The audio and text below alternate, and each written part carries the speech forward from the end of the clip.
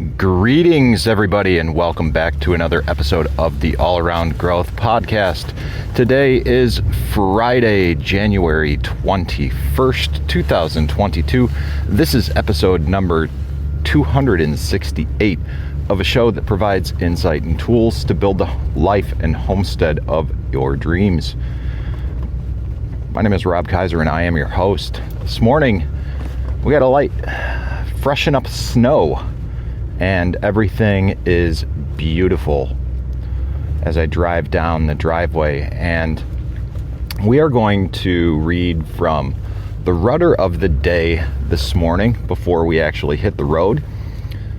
This is a book, for those of you who do not know, by Dan Miller, a collection of devotionals that he wrote and assembled into a book titled Rudder of the Day. And today's title is, If It Ain't Broke, Break It. Familiarity may be keeping you from progressing toward a better life. While this phrase may violate your English grammar, it embraces what we know about today's work environment. Doing things like they were done 20 years ago is very dangerous. As a matter of fact, Peter Drucker, the brilliant business thinker, says that if you are doing things the same way you were even 1 year ago, you are probably being left behind. Such is the speed of change in the workplace today. Here are some recent quotes I have heard from clients. I've wasted many years of my life. I got too comfortable. I'm suffering from burnout. I feel like I'm a box of parts and nothing fits together. My job has ruled my life. I've been too complacent in my life. I'm on a greased slide to purgatory. I feel like I'm stuck in Groundhog Day. One example of the dangers of sticking to conventional wisdom comes from the change that occurred in football in 1906. Prior to this time, football was a low-scoring game of running and kicking. Guys in leather helmets plodded down the field with the 3 yards in a cloud of dust strategy that was common to every team. Then, in 1906, the forward pass was legalized, making it possible to gain 40 yards with one throw. During that first season, however, most teams stayed with the tried and true, sticking with the conventional wisdom provided by many years of playing the game. One team took another approach. St. Louis University's coaches adapted to and utilized this new option in the game and quickly switched to an offense that used the forward pass extensively. That first season, they outscored their opponents 402-11.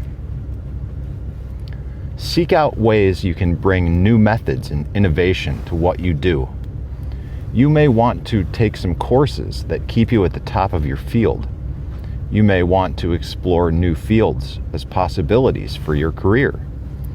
You may see a new opportunity in elder care, telecommunications, meditation, arts and drama, or alternative medicine. Spend an hour in the park. Find something in your life today that ain't broke and break it.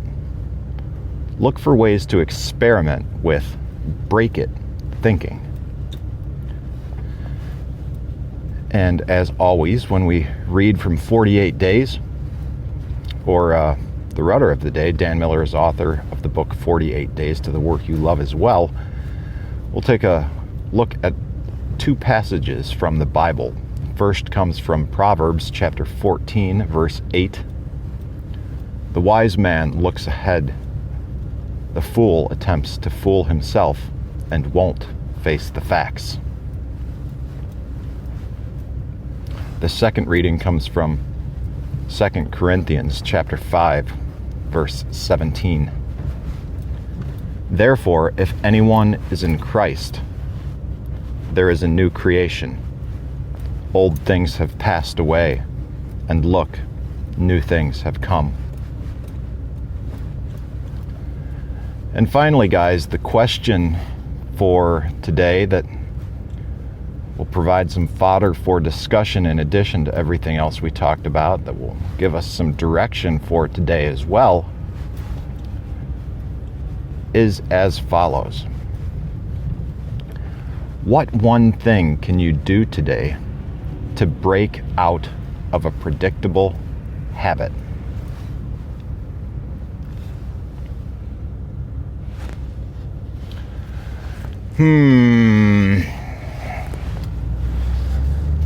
What one thing can we do today to break out of a, what was that, a comfortable habit? Predictable habit. I don't know. Guys, that's a good question. But when I was in my office this morning, my office that is conveniently constructed like a small apartment, but never mind that. It passes zoning laws. That's another topic for another time. When I pulled this book out this morning and I initially read about change and how familiarity may be keeping you from progressing toward a better life, I immediately thought about an experience that I could share. And it comes from my experience with Financial Peace University. It's changing. And as a result, I was not wholly prepared for the class last night. And what I mean by that is I felt like I looked a little silly because the one thing that I failed to do was review how the course looked from the member perspective. I'd been looking at everything through the coordinator dashboard, and I was referencing some things that they didn't see. And moreover, what I'm familiar with and the way in which I am familiar with teaching the program is no longer quite as applicable as it used to be. And immediately my gut instinct is to say, no, I don't, I'm not on this. It's too different. And the thing is, I guess I don't know enough about it, but from what I've learned, it's enough that makes me turn up my nose at it. And subsequently stick with this comfortable familiarity that's talked about again. And that familiarity may be keeping me from progressing toward a better life. Because who knows what can come or what may come if I continue exploring what's new. And this idea isn't anything that I have shied away from personally in life. I've always been one to embrace some of the change. I've always been one to actually not only embrace it, but to oftentimes seek it. And the longer I stay at my current job, the more I understand just how comfortable that familiarity is, and also just and why it gives me some better insight as to why many people, including but not limited to those I work with, are reluctant to participate in change of any kind, really. It's uncomfortable. It requires work. And I think the reality is that even though the ideas of growth and development are interesting to me, and that's something that I've always been inclined to learn more about and read more about, I don't think that's the norm. Because I don't think that we are entirely normal. I mean, we're surrounded, like, and I had this conversation with someone recently, who is telling me that they just didn't understand some of the people that they worked with. And I know these people very well also.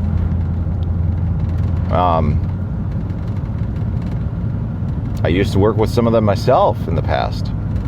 And as she was explaining how she didn't understand how they operated or why they operated that way, I explained that it's because they're all fake. But they don't know it. They believe that what they are saying and telling other people is actually valid and true. They regurgitate a bunch of things about leadership and authenticity, and it looks like a bunch of cliche bullshit that you'd find at, you know, Bed Bath and Beyond, or maybe the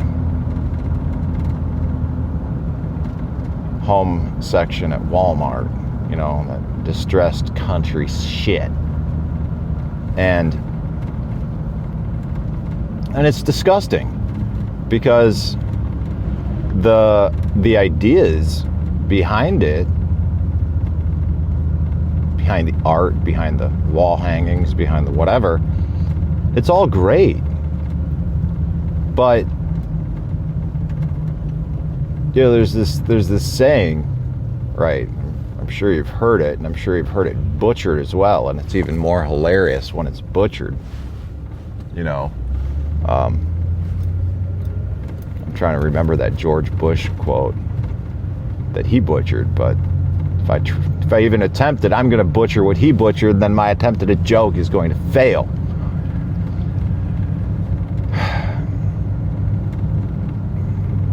And with that, I've lost my train of thought. But all hat, no cattle was the phrase that I was talking about. It's what people like to talk about these things, but no action to back it up. Whereas I learned growing up with a firm, stiff finger being pointed in my chest, old school. Every time I fucked up, by my Uncle Tom, he would just look at me and say, "What you do speaks so loud, I can't hear what you say," because he was one that actually called me out on the bullshit. He was one that could see it, smell it like a lie, like a fart in a car. And there was no getting around that. There was no bullshitting him. And it looks like there's an accident up here, guys. There's a little freshen up snow has... The roads aren't terrible. I considered putting it in four-wheel drive when I first turned off the main road, but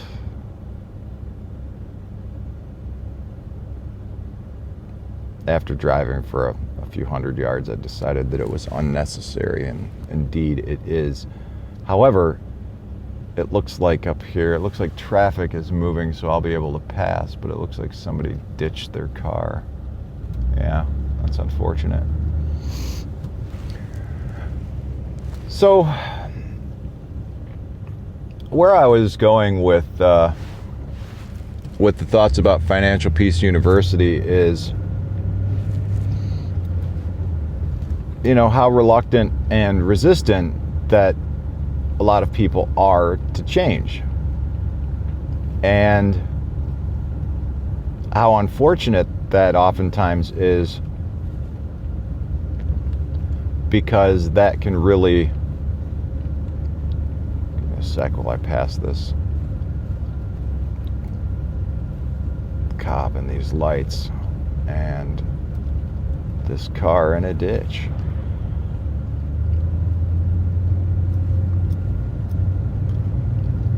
Yeah, it's really unfortunate. I'm supremely distracted now because there's some joker in front of me that's just driving 15 miles an hour with their four-ways on. I'm not sure what's going on now. I thought they were doing it through the scene of the accident, but it appears as though they are... Well, I'm going to be patient. I'm not going to drive like someone who aggravates me, because what's the rush? But some of these quotes that we read are probably quotes that you can identify with. Quotes like, "I've wasted many years of my life and got too comfortable. I've suffered from burnout.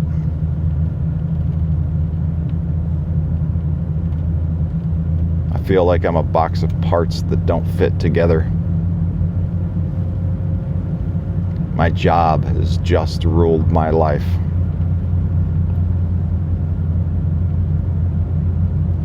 I've been too complacent in my life."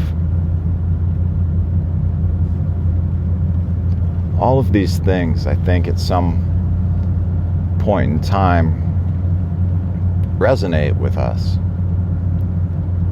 And that's the lure and the draw of this book, for one. This 48 Days Eagles community, for two.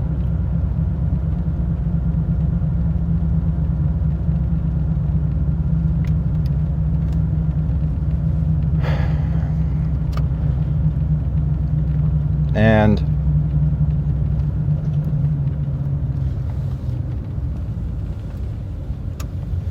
much distraction this morning, guys.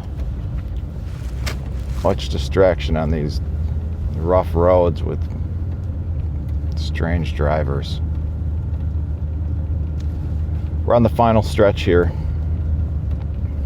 so I've got to bring this to somewhat of a conclusion. These scattered thoughts on the idea of, if it ain't broke, break it.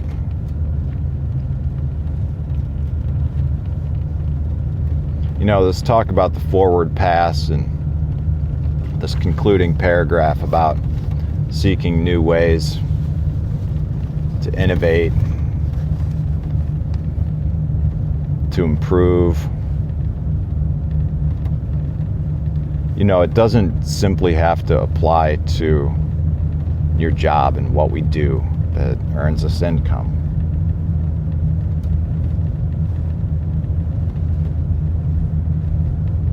When we do things like take steps to live a balanced life, we begin to realize all of the opportunity that lies ahead of us. And a big part of that balance is finance. And this was evident last night in our first Financial Peace University class. It's been my own experience as well that I've never really been able to think with any kind of clarity over the past few years until I took steps in 2017 and ultimately took action in 2017 rather, by participating in that first Financial Peace University class.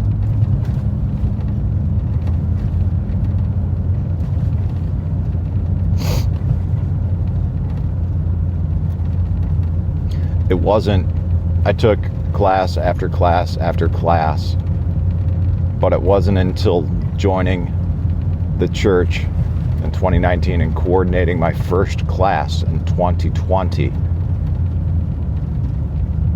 that I really began to learn what it was like to work the program effectively, and when I truly began to understand what the secret actually was to getting the program to work in my life. And I'm excited to share that secret with others. But because you guys listen to this show, I'll give you a little bit of a spoiler as to what the secret is to getting out of debt. The secret to getting out of debt is giving. I'd never been able to get out of debt and maintain any kind of plan successfully until I began to give. I don't know how to... It's going to be interesting to share that. I firmly believe that with the class as time goes on, but we'll get there. That was the first of 9 classes. And for those of you who are interested, I'll go ahead and link to the class anyways, just so you can see what it's all about. If you're not overly familiar with Financial Peace University, I'll also link to the book Rudder of the Day. I'll link to some information about the 48 Days Eagles community, as well as the 2022 goal setting workbook, which has been the optimal tool for me in assembling exactly what it is that I need to do in order to live this balanced life, so that I can actually make progress in breaking out of some of the predictable habits that I have and just making generally more progress overall in life. And with that, guys, that's it for today. I would encourage you to check out the show notes for links to everything that's been talked about today. Happy Friday. I hope you have a wonderful weekend. And we'll see you Monday on the next episode of the show. This is Rob Kaiser, and thank you.